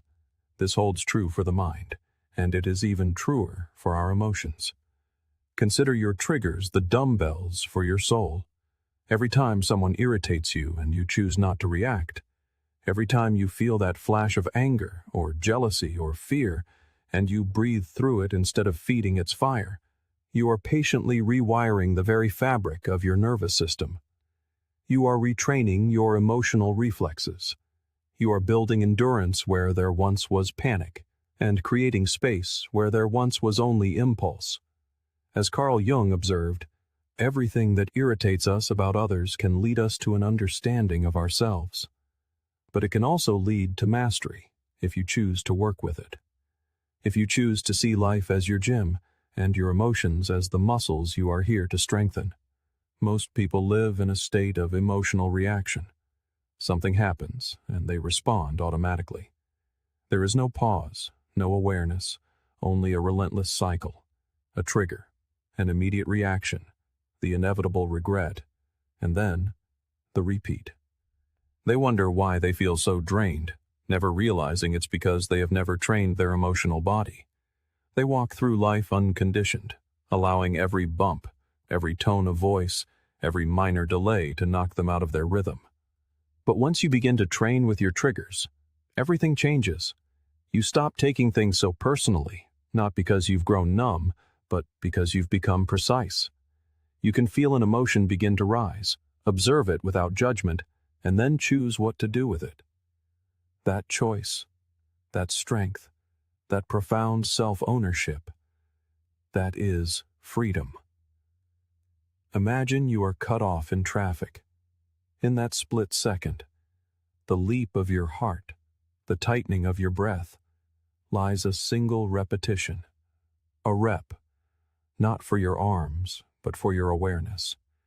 You could honk, curse, and spiral into rage, or you could simply inhale and remember that this is your training, that the other driver is a stranger you will never see again, but your reaction stays with you. It shapes who you are. Multiply that moment by the 100 tiny moments that fill your day, and you have found your emotional gym, the coworker who constantly interrupts you. That is a rep, the text message you were expecting but never received. Another rep, the slow Wi-Fi, the spilled coffee, the passive-aggressive comment. Rep, after rep, after rep. And with each one you grow stronger, not through force but by choice, not by pretending it doesn't bother you, but by remaining conscious in the very heart of it. Socrates said, "The secret of change is to focus all of your energy not on fighting the old, but on building the new. So do not waste your time fighting every trigger. Do not obsess over the fact that you felt annoyed or disrespected or impatient. Instead, ask yourself, how can I use this? How can this become the very repetition I needed today?" Emotional mastery is not about never being triggered. It is about using your triggers as training partners. It means you stop avoiding difficult conversations. You stop ghosting situations that make you uncomfortable. You stop blaming the world for not being easier, and instead, you become better at holding your ground within it. You begin to see frustration not as a problem, but as resistance you have the privilege to lift. You start to view envy not as something to suppress, but as a signpost to examine. What is it pointing to? What can it teach you about your own unmet desires? Even sadness becomes part of the workout. When you allow yourself to feel it fully, without letting it dictate your decisions, you are building emotional capacity, the ability to hold immense energy without losing your direction. As Aristotle taught, we are what we repeatedly do. Excellence, then, is not an act, but a habit. This includes emotional excellence. If you wish to be calm under pressure, You must practice calm when things feel pressurized. If you desire patience, then your daily annoyances are your training arena. There is no magical transformation on the horizon. There is only now. There is only the choice to train, again and again. This kind of training fundamentally rewires your brain. Your nervous system becomes less reactive. Your breathing deepens. Your default response slows down. And you begin to feel something you may not have felt in a long time. Space. Space between a stimulus and your response. Space to choose something higher than your past patterns. Space to decide, moment by moment, who you are becoming. And that space is your evolution. Most people spend their lives avoiding discomfort, dodging triggers, escaping anything that pokes at their wounds. But you are not here for avoidance. You are here to grow. And that means walking toward the tension, not with fear, but with purpose. Let your triggers teach you. Let them expose your edges. Let them show you the parts of yourself still clinging to old beliefs, old insecurities, old reactions. And then, each time you feel that familiar spark of irritation, of pride, of panic, pause. See it as a bell ringing, signaling the start of a new set. Your moment to lift, your moment to choose, your moment to become the person you claim to be. This inner space is your emotional strength. It is quiet, steady, and built in the moments no one else sees. Because no one applauds when you pause instead of snapping. No one throws you a parade for staying silent when you could have erupted. But those are the reps that count. Those are the moments that build the emotional body you need to carry everything else. So train with your triggers. Life isn't punishing you, it's shaping you. We are often told to speak our truth, not to bottle things up, not to let people walk all over us. Express how you feel, they say. Don't let it fester. And while there is truth in this, it is not the whole truth, because there is another kind of expression that does not liberate you. It merely leaks from you. It is not healing, it is harm disguised as honesty. This is what happens when you speak from the wound, not from wisdom, from the ache, not from understanding. There is a time to speak, but there is also a time to wait. Not forever, but just long enough for the sting to pass, for the inner noise to settle, for the message you carry to find clarity instead of chaos. Because what we say in the heat of pain often sounds nothing like what we mean in the quiet of peace. Carl Jung noted, "Knowing your own darkness is the best method for dealing with the darkness of other people. But you cannot know your own darkness while it is still flaring, while your nervous system is flooded, and your ego is screaming for validation, for defense, for revenge. In that state, you are not speaking from your true self. You are speaking from your wound. And wounds do not have a good vocabulary. They have survival reflexes. They blame, they exaggerate, they speak in ultimatums. They say things that can never be unsaid. This is why silence, chosen with intention, is not weakness. It is strategy. It is restraint. It is the sacred pause that protects you from saying something that might feel good for a second, but could damage everything you have built for years. That moment, when you want to say everything but choose not to, is where your real strength is tested. It is not hard to speak when emotions run high. It is hard to wait, to feel everything, and still say nothing. To sit with the pain rather than project it. To let your inner storm pass before you bring anyone else into it. Socrates once said, "The greatest way to live with honor in this world is to be what we pretend to be." Many people pretend to be strong by speaking first, by getting the last word, by unloading everything they feel without considering the cost. But true strength has a quiet voice. It says, "I am in pain, yet I will not use it to hurt you. I am angry, but I will not let that anger be the only sound in the room. I am triggered, yet I refuse to turn my reaction into a weapon. That kind of silence is sacred. It gives you the space to find your real truth, not the one distorted by emotion, but the one anchored in self-awareness, the one that holds accountability, not just accusation, the one that honors both yourself and the relationship you are speaking into. Because once you have healed, or at least begun to, your words soften. They stop sounding like explosions and start sounding like insight. You are no longer trying to prove a point or punish someone. You are trying to connect. You are trying to build something stronger than your pain. And ironically, once you have done that inner work, you often find you do not need to say half of what you thought you did. The emotional charge is gone. The need to defend disappears. The urgency fades. What remains is a calm, grounded clarity.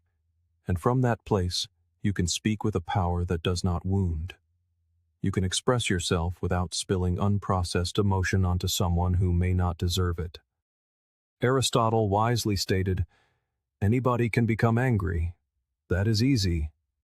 But to be angry with the right person and to the right degree and at the right time and for the right purpose and in the right way, that is not within everybody's power and is not easy." The same is true for all strong emotion. The words you speak in your most triggered state are not wise, they are just loud. And loud does not equal true. Loud equals wounded. So how do you know if you are speaking too soon? If you still feel the urge to win, you are not ready. If you are still crafting sentences in your head designed to sting or shame, you are not ready. If you feel that familiar tightness in your throat, that quickened breath, that racing mind, you are not ready. Wait. Not forever. Just until your clarity returns. Just until you can separate your truth from your pain. Just until you can speak without needing to dominate, hurt, or be right. Because when you speak after you have healed, you say fewer words, and they land deeper. You don't need to explain everything. You don't need to rehash the entire story. You simply name what is real, what matters, what you have learned. And people feel the difference. They become more open, less defensive, more willing to hear you, because you are not throwing your pain at them. You are offering understanding. And even if they don't understand, even if your words land on deaf ears, you can walk away knowing you spoke from your highest self, not your hurt self. And that knowledge alone is worth more than any temporary satisfaction that comes from getting it all out. Let the wound speak to you first. Let it tell you what still hurts. Let it show you where you still need softness, compassion, and boundaries. Tend to that. Then, you can speak, not from the open cut, but from the healed scar. Not from the chaos, but from the lesson it taught you. Speak with love for yourself, not as a weapon against someone else. Because silence, used wisely, is not silence at all. It is strength. It is choosing to protect your peace, your dignity, and your future, even when the present feels heavy. And that is a power no outburst can ever match. Most people do not simply feel their emotions. They become them. One moment, they are calm. The next, they are fury. One small comment, one unexpected delay, and suddenly they are no longer thinking clearly. They are gripped by anger, flooded with fear, drowning in shame. The emotion becomes the lens through which they see the world. It distorts everything, and in that moment, they forget the most important truth. You are not the emotion. You are the awareness watching it. The difference between being the feeling and observing it is the line between chaos and clarity, between being dragged around by every thought and standing still in the center of the storm. Carl Jung said, Until you make the unconscious conscious, it will direct your life and you will call it fate. Our emotions are a powerful part of that unconscious current. They rise without warning, surge through our system, and unless we have practiced awareness, they use us. We become their puppet. Our voice, our posture, our choices, all driven not by wisdom, but by whatever raw feeling has taken over. But feelings are not facts. They are visitors. They arrive, they speak, and then they leave. If you can learn to pause, even for a single breath, you create space between you and the feeling. In that space, you reclaim your power. You remember that you are not the anger. You are not the fear. You are not the ego screaming to defend itself. You are the observer, the silent presence behind the thoughts, the one who can choose not to react. Socrates urged, "Know thyself." But how can you know yourself if you are constantly merged with whatever mood is present? Self-knowledge begins with separation, with stepping back, not to disconnect, but to see. To notice the story your emotion is telling you without blindly believing it. When anger rises, it feels urgent. It tells you that someone has crossed a line. It demands action, now. But if you wait just a few seconds, if you don't move, don't speak, don't lash out, you begin to notice that the anger isn't you. It is just energy, a defense mechanism, a flare sent up from some part of you that felt threatened. And when you don't obey it immediately, it loses its power. You can feel it, but it does not control you. Fear works the same way. It creeps in with whispers of what might go wrong. It tightens your chest, quickens your breath, and fills your mind with disaster.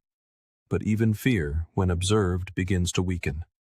The very act of naming it, there is fear, pulls you into the present moment. You become the watcher, and the watcher is always calm, because the watcher knows that no emotion lasts forever, that all feelings are but clouds passing through the vast sky of your awareness. And you are not the cloud. You are the sky. As Aristotle said, anyone can become angry, that is easy. But to be angry with the right person to the right degree at the right time, that is not easy. What makes it possible is disidentification. That is the superpower. To be able to say, I feel anger rising, but I am not that anger. That simple shift gives you choice. And choice is what transforms a reaction into a response. You stop being pulled around like a puppet on a string. You start guiding your behavior with intention. This does not mean you suppress how you feel. You do not deny the emotion. You welcome it. You feel it deeply, but you do not become it. You do not build your identity upon it. You let it flow through you, not take root within you. Think of it like a fire alarm. The emotion is the alarm, loud, urgent, impossible to ignore. But you do not grab a hammer and start smashing things. You investigate. You look for the source. Is there a real fire, or is it just a little smoke? That is how you begin to treat your emotions, with curiosity instead of blind compliance. Every time you choose to observe instead of react, you become stronger, more centered, more free. You stop walking through life as a slave to your moods. You become consistent, steady. People feel the difference in your energy. You are not so easily rattled, not so easily provoked, not because you don't feel, but because you no longer let your feelings define you. Plato wrote, "The first and best victory is to conquer self." And you conquer yourself not by force, but by awareness, by noticing the exact moment an emotion wants to take the wheel, and calmly, quietly choosing to keep your hands on it instead. This is not easy work.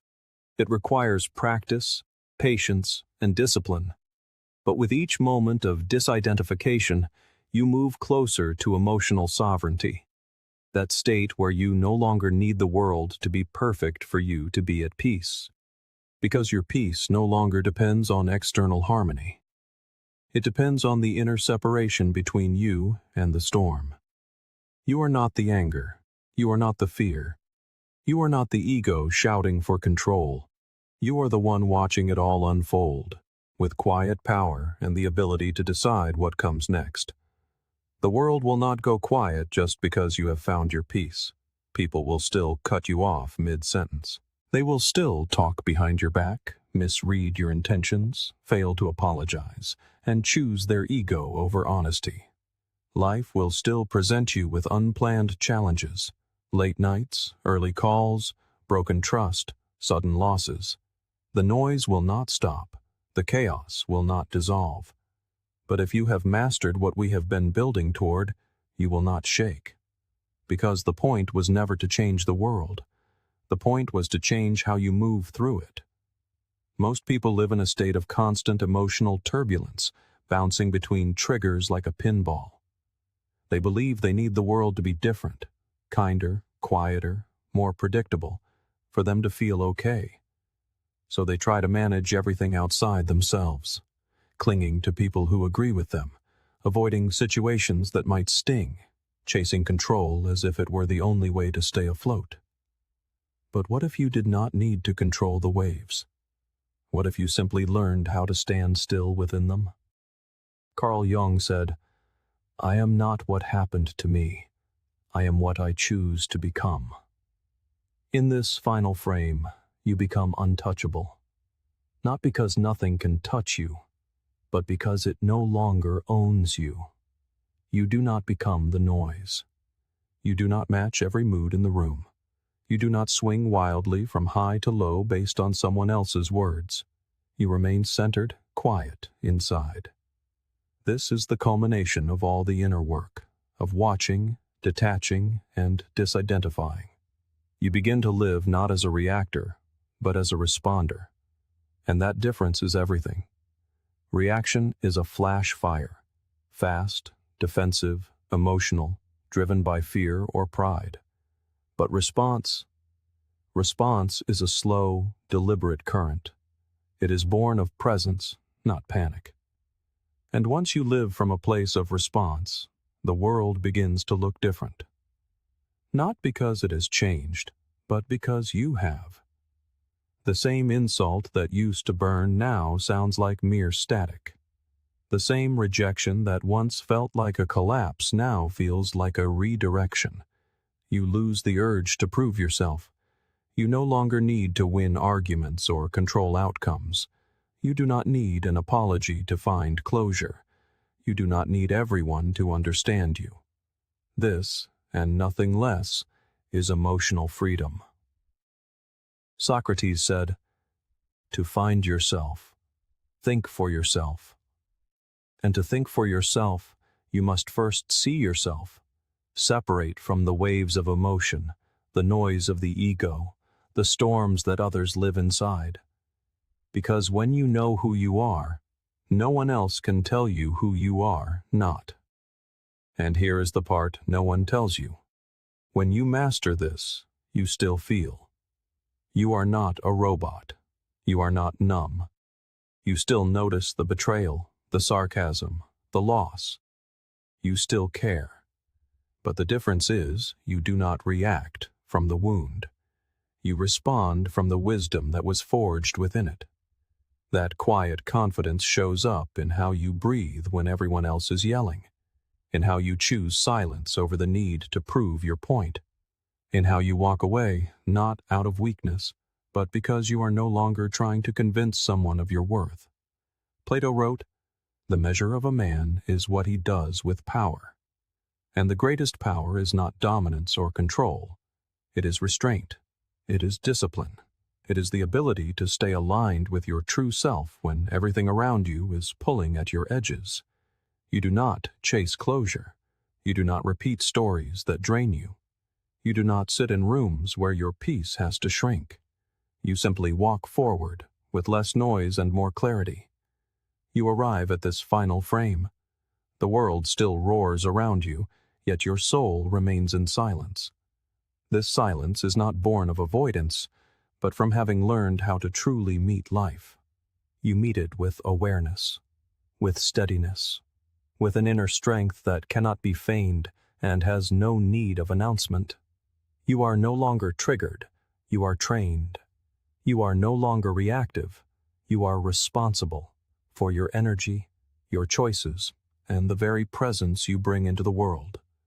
And the world takes notice, not because you have grown louder, but because you now carry something rare. A stillness that no insult can shatter. A calm that does not depend on comfort. A clarity forged not by escaping chaos, but by walking directly through it and emerging unshaken. So when the world pulls at your edges, remember this. Your true strength is not measured by the volume of your reaction, but by the quiet depth of your center. Let others shout. Let life twist and turn. You are not here to match the storm. You are here to master the calm within it. Continue to sharpen your mind and steady your spirit with the next video on your screen. Thank you for walking this path with us. You are a part of the Stoic Journal, where every step inward is a step forward. And when you are ready, return to this space. We will be right here, building the silence where true power resides.